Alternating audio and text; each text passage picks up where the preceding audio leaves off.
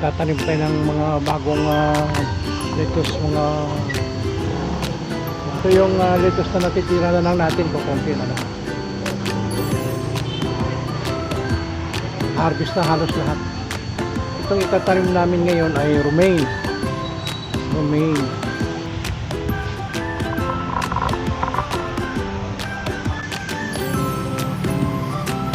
So guys, magtatanim na kami ngayon ng aming bagong crop, no? Second crop. Ito ay romaine lettuce. Ito yung mga mga natira na lang na lettuce, no? Kaya panibagong cropping tayo. Ayan. So, naibenta. Wala akong naibenta.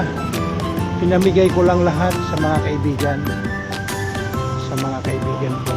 Siguro ngayong sunod, pamimigay din ito guys sa mga kaibigan. Hindi naman namin maubos lahat. So guys, ito yung aking bagong tanim ngayon. Ayan. Ngayon lang, December 1 ang transplant niya. Ayan. Romaine lettuce, December 1. So guys, yan mga arugula yan.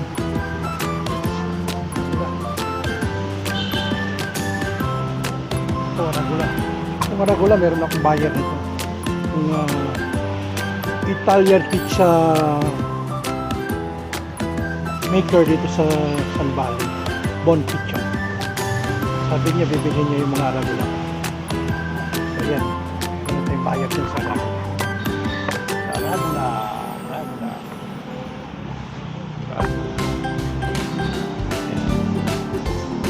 So, meron pa akong arugula rito guys. Ito yung mga arugula. So yung lumang nutrients na mga natira, dinagdagan ko na lang master blend tomato formula. So guys, yung nyo, yung ppm nyo, basta checkin nyo na kung naghalo-halo na yung yung nutrients. Wala namang problema yun.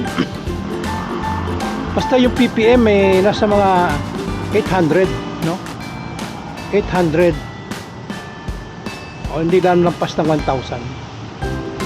Checkin din yung halaman, kasi may mga halaman din na gustong mataas na ppm.